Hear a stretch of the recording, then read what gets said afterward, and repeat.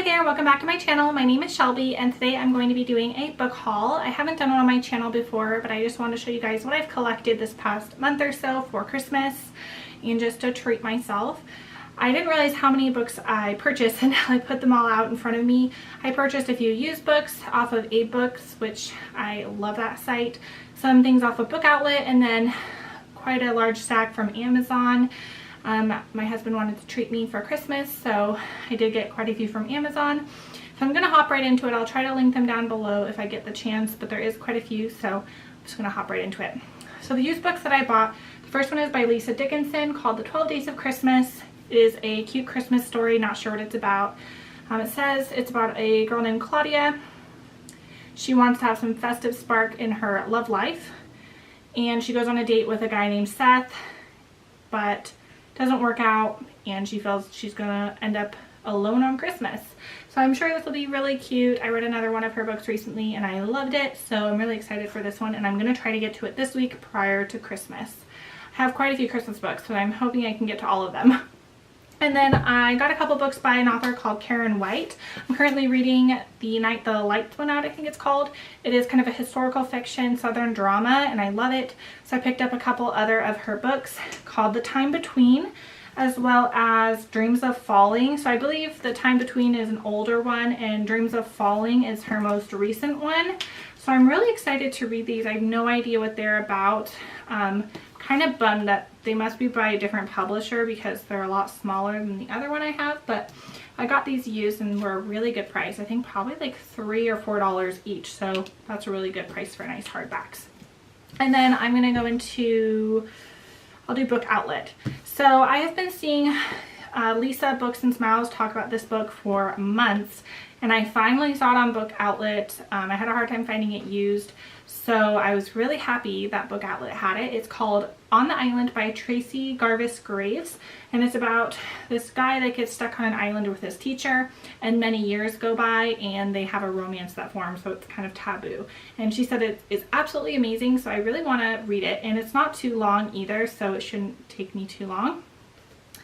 And then I got Yours Truly by Kirsty Greenwood. I haven't read anything by her, but I do have in my Amazon Kindle the Big Sexy Love, which was really highly recommended by Lisa Books and Smiles. But I assume this one would be really good as well. And she is a British author, I believe, and I love British chick lit books, so I think I'll love it. Not sure what it's about, but I'll link it so you can kind of check that out for yourself. And then I got The Last Christmas in Paris by Hazel Gaynor and Heather Webb. Never heard of either of these, but it is a World War I book, which I like. And so I assume what it says on the back is, when war pulled them apart, their words brought them together. So I'm guessing it's about two people who maybe wrote letters to each other, and it spans over Christmas. It's a love story. So it sounds right up my alley, and I thought this cover was so pretty, and I thought it'd be a nice Christmassy historical fiction book. So I'm hoping I can get this as well before Christmas. And then I purchased quite a few books from this one author. I know some of them are maybe in a series, but I have no idea the order, so I'm just going to quickly go over them. It's by Beatrice Williams, is all these books. The first one is The Secret Life of Violet Grant. And then we have Tiny Little Thing, 100 Summers, and Along the Infinite Sea. And this one is in 1966. And it looks like historical fiction. This one is 1964 and 1912, so I think it just kind of bounces back and forth. These are all historical fiction. And then this one is 1966 and this one is 1938, so maybe this one is the first one. I'm not exactly sure. It is blurbed by Ellen Hildebrand. I heard these are really good like beach reads for historical fiction, and reads more like chick lit, so I'm really excited about these. I love historical fiction. I love things that are set in like old Hollywood or something really interesting like that, so I'm really excited for these. And then I also picked up a couple like series. Right now I just have the two for each. I'm not sure which came first. It's by Robin Lee Hatcher. I got two books out of a series of hers. And these are romance books, and one says, I think this one is the first, I think this one's the second. This one on the back says, in a small town in Idaho's idyllic wine country where the past looms large, can two people realize their individual dreams for their future together? And it looks like about a girl named Brooklyn, and she has an estranged husband named Chad, and he dies. And looks like he leaves a big plot of land to her and their 10-year-old daughter Alicia, and she can't pass that chance up. And it looks like there's Chad's best friend is involved, and maybe there's a romance between them, not sure. And this one says, who knew fate could twist a tragedy into a second chance at love? And this is about a girl named Samantha and a guy named Nick. So not really sure. It looks like they're companion books, maybe girls in the same town or cousins or something like that. So it sounded really cute, and it got highly rated on Goodreads, so I thought I would give it a try. And then this one, I'm not really sure which one came first. I know there's a third book. They didn't have it on Book Outlet, so I'd have to get it on Amazon if I wanted it. They are by Leora Blake. Never read anything by her. It's the Grand Valley series, is what it says. One of them is called Ready for Wild, and these covers are so pretty. And this one says, in the third installment, oh, I guess this one's the third, so maybe I need to pick up the first. In the third installment of Leora Blake's Sexy Smart Grand Valley series, a closed-off country game, Warden is forced out of the shadows by a blonde bombshell who can rock a camo tank and handle a hunting rifle. Is this unlikely duo aiming for love? I'm guessing this is the third one. And this one, in this Sexy Smart Grand Valley novel, an avowed country boy meets an ambitious city girl who reminds him why dreaming big and taking a chance is worth the risk. So I'm guessing these are also companion novels, kind of friends or different people in the same town. So I'm going to have to look into this and see which one these are. This was the third, but I'm not sure if this is the first or second. So I'll need to pick up the other one before I start this series, but I thought these covers were so pretty and I'm really excited to read them. And then this one is super high rated. It is a standalone, which is great because then I don't have to buy a whole dang series again. And this one is called Can't Help Falling by Kara Isaac. Never read anything by her. And it says, a rich and redemptive tale of tangled regret, bittersweet coincidence, and the courage it takes to embrace a second chance. So she's moved to Oxford looking for a new start. He's only interested in chasing his dreams, but when they discover a shared passion, they can't help falling for one another. So that one's really good. I love little romances like this, and it looks like she's from New Zealand, so maybe the author's from New Zealand, so hopefully it takes place in New Zealand. I think that'd be really cool. And then now let's get on to the Amazon stuff. I'll go through these pretty quick. I picked up some books from Agatha Christie. I've been wanting to read more of her books. I read one from my library, The Murder on the Orient Express. So I picked up this like trio. It was like this box set, and I'm pretty excited. The condition of them is so great, and the covers I love. The first one is Murder on the Orient Express. I loved this book. Really, really good. It's one of the Poirot novels. I really want to read as many of those as I can. And then Murder of Roger Ackroyd. I'm guessing this is also a Poirot novel. Not sure which number it is. And then this one is not a Poirot novel, but one of her most famous that I cannot wait to read, called And Then There Were None. All these are pretty short too, so they're pretty easy to get through. And then I got Death on the Nile and Murder in Mesopotamia.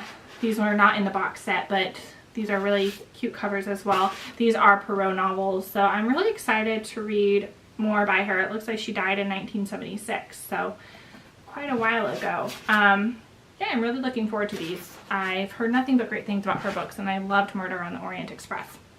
So the rest of them, the first one is Diane Chamberlain's The Dream Daughter.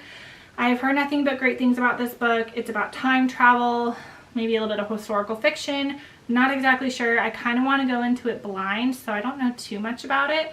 But Nicole over at the Girly Girl Bookworm really liked it, and so I'm really excited to read it. And then I read this one this past week and loved it. It's another Lisa Dickinson book called Mistletoe on 34th Street. Really cute Christmas romance. Like I said, a British author, and this is about a girl named Olivia, and she has to go to New York for a work function around Christmas. They get stuck there due to a blizzard in England, and a romance triangle happens, and it's really cute. And then I got Ellen Hildebrand's Winter in Paradise. It is the first in this series, and I guess it's her first novel not set in Nantucket. It's set, not exactly sure, St. John, so the island of St. John. And again, Nicole from Girly Girl Bookworm recommended this and said it's really good, so I'm really excited to read it. I know the second one I think comes out next year, so yeah, really excited. And then I've heard nothing but great things about this author, Catherine Center, How to Walk Away. And I'm not exactly sure what it's about, but I just noticed there's an airplane on the cover. And it gets lots of good blurbs on the back. Emily Giffen blurbs it. Karen White, who I just mentioned. The other people I don't really recognize. Looks like if you just read one book in this year, read How to Walk Away from Nina George, best-selling author of The Little Paris Bookshop. So I know it's a women's fiction book, so I'm not really sure, but I know it's kind of a serious book and one that'll make you think, so I'm really excited for it. And I heard she has another one coming out next summer, and I've seen really good reviews for it so far on Goodreads, so really excited for this one. And then this one just came out. It's a newer release called The Girl They Left Behind by Roxanne Veletzos. And this one is a World War II book. I'm pretty positive. World War II Romania, which is something I'm not really familiar with, but the cover is really cute, and my husband was interested in this one. He likes all the historical fiction ones, so he got this one for me as well as the last one.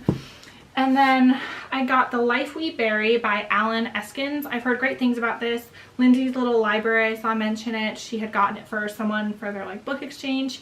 And the newest one in the series just came out, and it was on my to be read, but I noticed that this one was the first book, so I thought I would start with this, and I'm really excited. I know it's some kind of suspense novel, as it says up here, so not sure what it's about, but I'm very excited. I know the main character's name is Joe Talbert, so about all I know.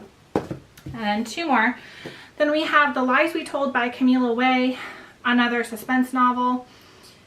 And let's see, it's about a daughter, a son, and a life built on lies. So Beth has always known there was something strange about her daughter, Hannah. The lack of emotion, the disturbing behavior, the apparent delight in hurting others. Sometimes Beth is scared of her and what she could be capable of.